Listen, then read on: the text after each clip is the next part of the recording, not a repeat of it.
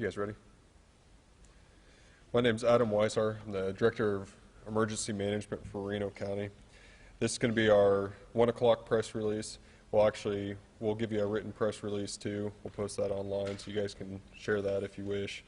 And then this is hopefully going to be our last live press release for the day.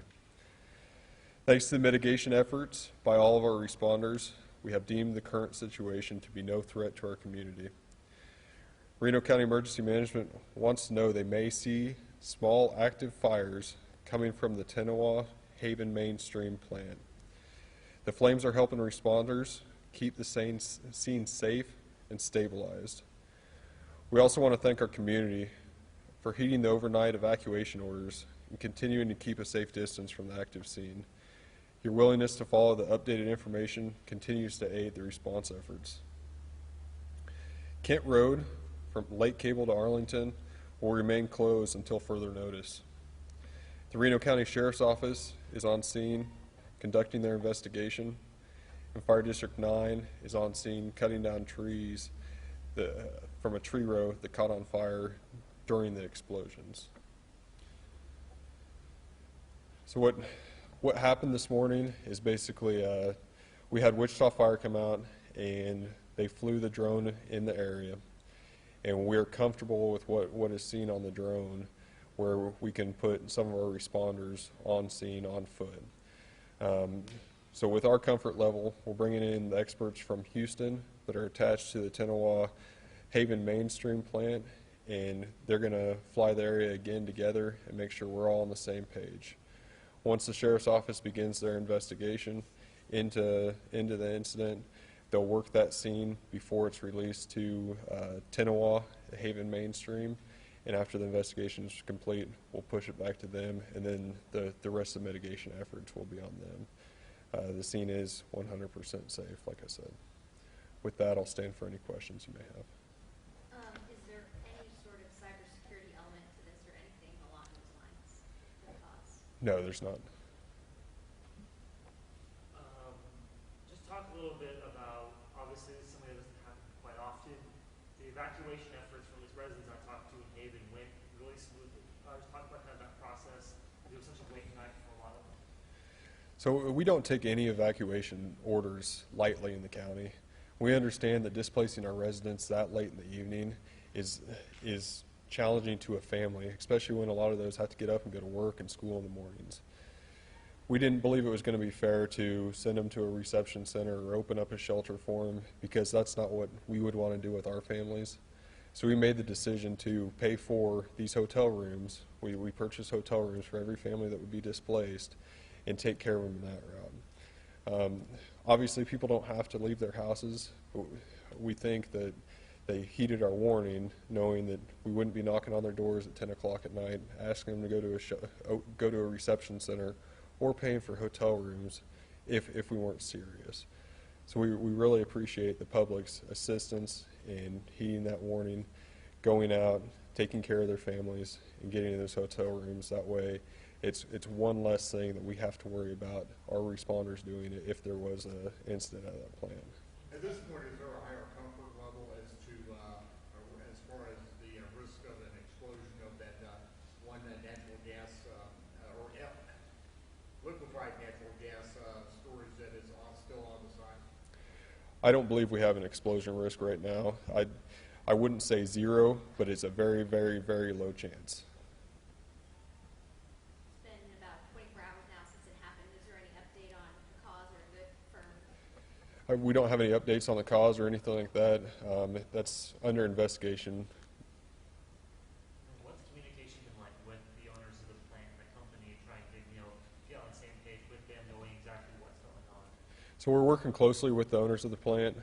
Last night, their CEO was on site, and he was actually present at one of our press releases. So we're working closely with them, and obviously we want to work with them and be a partner in this. Is there any update on the two that were injured in the explosion? I do not have any updates on them. Did they figure out how many people were there at the time? We have someone working on that right now. Is there any part of the plant still working, or is it completely shut down and will be for a while? Everything is shut down for the time being. So currently, since we have our sheriff's office blocking the roadways there, that plan is shut down as well. The goal is, as soon as we get the Tenawa's team in here and they deem it safe as well, we'll let that other plant come in and start maintaining their daily operations. Should we be calling it Tenawa or Haven Midstream? We've been using both. And I guess for the residents who, are just getting back into the area after, being allowed back in around 6 a.m., what would you like to say to them to kind of comfort their fears when, they weren't supposed to be in their homes just shortly ago? We just want to thank them for, again, heeding our warning, getting out of the area. We obviously would not put them back into their homes if we weren't 100% confident that there was absolutely no public safety threat to them.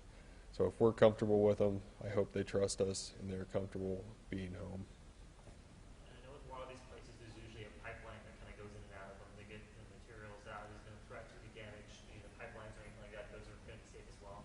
That's correct. So this pipeline, when it was shut off, it's only feeding that facility. No other residences or businesses are impacted by the shutdown of this plant.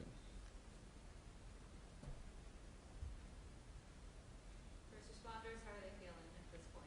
Our first responders are still tired. They've still been out all night, most of them with very little to no sleep. Volunteers are still out there. They do amazing work. They're out there, no sleep, cutting down trees, putting out fires. We're proud of them. Real quick, you talked about the evacuations. Is that part of just the general plan that you guys have in the county for any situation, or was this kind of thought up on the fly as you were discussing with some of the agencies? This plan was specifically tailored for the event and the threat we were facing. Okay, so you guys have planned out for whether it's something with the pipelines here, whether I'm guessing like natural disaster stuff like that. You kind of are able to specify kind of what the businesses and areas are in the county.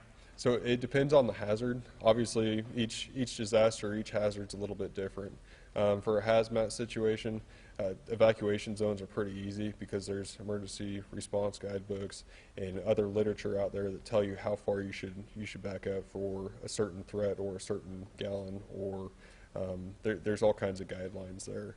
For other evacuations, such as wildfires, those are much more challenging to us because they change with the shift of the wind. So this one was fairly easy where we could just draw a radius. If you went back a month when we dealt with our Cottonwood complex, that evacuation was near impossible because the wind shifted several times. And of course, obviously, this fire risk is continuing on in our region, so I guess just kind of hopes that everyone in the area can get some rest again. Yeah, so we're in very high fire danger today, and we jump right back into that again next week. So again, our responders are tired. We're ready for fire season to be over and everything to be greened up, but it doesn't look like that's coming anytime soon. Do you know how many total firefighters helped out, including everyone? I would estimate we're over 100 firefighters, and our law enforcement officers and partners were huge into that too. It takes an incredible amount of effort for them to be out blocking roadways and evacuating people. I'd put them well over 100. And then you gotta break it down even further.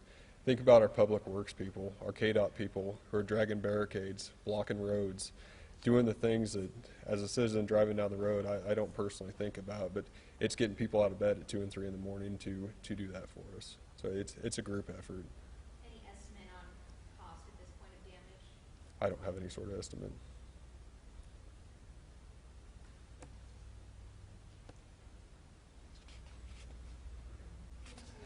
Thank you.